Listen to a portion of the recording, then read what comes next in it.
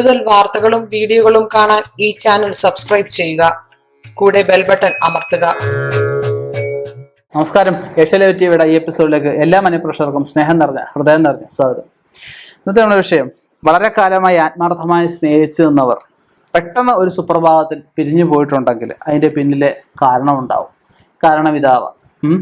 എന്ത് കാരണമാണ്?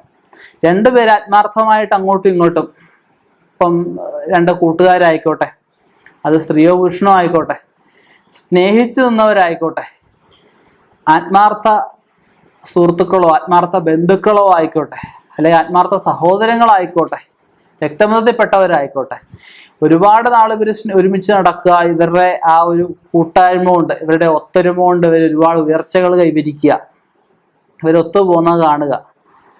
ഇവർക്ക് മാത്രം അടിക്കടി ഉയർച്ചകൾ, ഇവിടെ മറ്റു ബന്ധുക്കൾക്കൊന്നും വലിയ ഉയർച്ചയില്ലാതെ വരുന്ന അവസ്ഥ.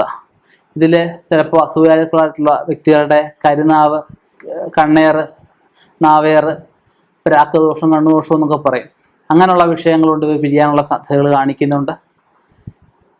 രണ്ടുപേരും ചേരാത്ത നക്ഷത്രങ്ങളാണ്. കുറച്ച് നാൾ ഇവർ നിന്നു, വളരെ കുറച്ച് നാൾ ഒത്തൊരുമ നിന്നു. ആ നിന്ന കാലം ഇവർക്ക് സാമ്പത്തികം ഉണ്ടായി. ഇവർക്ക് രണ്ടുപേർക്കും ഒരുപോലെ ദശാസന്ധി വന്നു, ഒരുപോലെ സമയദോഷം വന്നു. ആ സമയത്ത് ഇതിൽ പിരിഞ്ഞു പോകുന്ന വിഷയങ്ങൾ വരാം. പിന്നെ രണ്ടുപേര് ഒരുമിച്ച് പ്രവർത്തിക്കുമ്പോൾ ഏഷണി കൂട്ടാൻ അരയ്ക്കാൻ പലരും കാണും, കുടിക്കാൻ രൂപ കാണുമെന്ന് പണ്ടുള്ളവർ പറയും. ഇവരെ പിരിപ്പിക്കാനായിട്ട് പലവിധ കാര്യങ്ങൾ പറഞ്ഞ് പലരും അടുത്തുകൂടാം. അങ്ങനെ പിരിഞ്ഞു പോകുന്ന അവസ്ഥകൾ വരാം. പിന്നെ പിരിക്കാനുള്ള ദോഷങ്ങൾ ചെയ്യാം, വിളിച്ച് നേർച്ചകളായിട്ട് ചെയ്യാം. ഇവർ പിരിയാനായിട്ട് എന്തെങ്കിലുമൊക്കെ കാര്യങ്ങൾ, ഹോമങ്ങളോ എന്തെങ്കിലുമൊക്കെ നീചകർമ്മങ്ങളോ ഒക്കെ ചെയ്ത് ഇവർക്ക് എന്തെങ്കിലുമൊക്കെ ദ്രവ്യങ്ങൾ കഴിക്കാൻ കൊണ്ട് കൊടുക്കാം, അല്ലെങ്കിൽ അവർ കുടിക്കുന്ന വെള്ളത്തിൽ എന്തെങ്കിലും സാധനങ്ങളൊക്കെ കൊണ്ടുവന്നിടാം. ഇവർ സുഹൃത്തുക്കളായിട്ട് നിന്നവർ പിന്നെ അങ്ങോട്ട് പിരിയായി. പിന്നീട് ഇവരുടെ കച്ചവടത്തിൽ അല്ലെ ഇവർ ചെയ്യുന്ന കാര്യങ്ങളിലൊന്നും ഇവർക്ക് തൃപ്തിയില്ലാത്ത അവസ്ഥകൾ വരാം. സാമ്പത്തിക ഭാവം നല്ല രീതിയിൽ ഡിമ്മായി പോകുന്ന അവസ്ഥകൾ വരാം. എന്ത് കൈ വന്നാലും നിൽക്കാത്ത അവസ്ഥകൾ, വരവിനെക്കാട്ടി കൂടുതൽ ചിലവുകളാണ്. അപ്പം അങ്ങോട്ട് അന്യോന്യം കലഹതകളുണ്ടാവും. അത് ഒരാൾ ചെയ്യുന്ന മറ്റൊരാൾക്ക് ഇഷ്ടപ്പെടാതെ ഒരേ മനസ്സുള്ളവരായിരുന്നു ഓർത്തോണം. സ്നേഹിച്ചു നിന്നവരായിക്കോട്ടെ, ഇതിൻ്റെ എല്ലാം പിന്നിൽ കാരണങ്ങളുണ്ട്. കാരണങ്ങളെ കണ്ടുപിടിക്കണം. പൊതുവെ ഓരോ വിഷയങ്ങൾ വരുമ്പം ഓരോ പരിഹാരങ്ങൾ പറയുന്നുണ്ട്. നമ്മുടെ ചാനലിൽ ഒരുപാട് വിഷയങ്ങൾക്കുള്ള പരിഹാരങ്ങൾ പറയുന്നുണ്ട്. പൊതുവെ പറയുന്ന കാര്യങ്ങളും വ്യക്തിനിഷ്ഠമായിട്ട് രണ്ട് വ്യക്തികളിൽ വന്നിരിക്കുന്ന വിഷയങ്ങളെ നമ്മൾ ആഴത്തിൽ ഇറങ്ങിച്ചെന്ന് ജാതകാലും കവടി പ്രശ്നത്തിലൂടെയൊക്കെ നമ്മൾ ചിന്തിച്ച് പരിഹരിക്കുന്ന ഒരു വ്യത്യാസങ്ങളുണ്ട്. ദുബൈയിൽ ബിസിനസ് ഉള്ള ഒരാൾ, അവർക്ക് ഗോൾഡ് ബിസിനസ് ആയിരുന്നു ഉള്ള ഒരു വ്യക്തി എൻ്റെ അടുത്ത് വന്നു. അവർ രണ്ട് സുഹൃത്തുക്കളായിട്ട് വളരെ കാലം ബിസിനസ് ചെയ്തവരാണ്. പെട്ടെന്നൊരു സുപ്രഭാതത്തിൽ ഇവർ രണ്ടുപേരും അങ്ങ് പിരിഞ്ഞു. രണ്ടുപേരും അന്യോന്യ ശത്രുക്കളായി. രണ്ടുപേരും അങ്ങോട്ടും ഇങ്ങോട്ടും ഉപദ്രവിക്കാൻ തുടങ്ങി. രണ്ടുപേർക്കും വെക്കാവുന്നിടത്തെല്ലാം പാര വെക്കാൻ തുടങ്ങി. അപ്പോൾ എന്തു ചെയ്തു? മൂന്നാമത് ഇവരായിരുന്നു അവിടുത്തെ ഗോൾഡ് ബിസിനസ് നമ്പർ 1 ആയിട്ട് നിന്നവർ.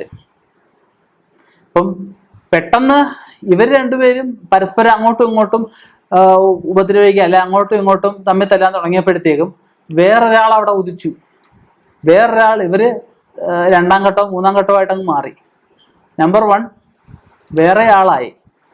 അപ്പം പാർട്ട്നേഴ്സും ഒക്കെ ചേർന്ന് ഒരുപാട് ബിസിനസ്സുകളൊക്കെ ഉണ്ടാവാം. പാർട്ട്ണർഷിപ്പ് ബിസിനസ് പറ്റത്തില്ല. അപ്പം ഇവരുടെ വിഷയം ഇതായിരുന്നില്ല. ഇവരൊന്നിച്ചു നിന്നു.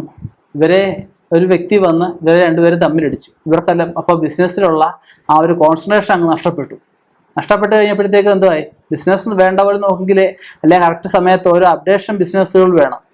അപ്ഡേഷൻ കൃത്യമായിട്ട് ചെയ്ത് മുന്നോട്ട് പോയെങ്കിലേ ആ ബിസിനസ് വിജയമുള്ളൂ. പഴയ സ്റ്റോക്ക് സാധനമായിട്ട് ഒരാൾ എന്നും ഇരിക്കുക, കച്ചവടം ചെയ്യാനിരിക്കുക.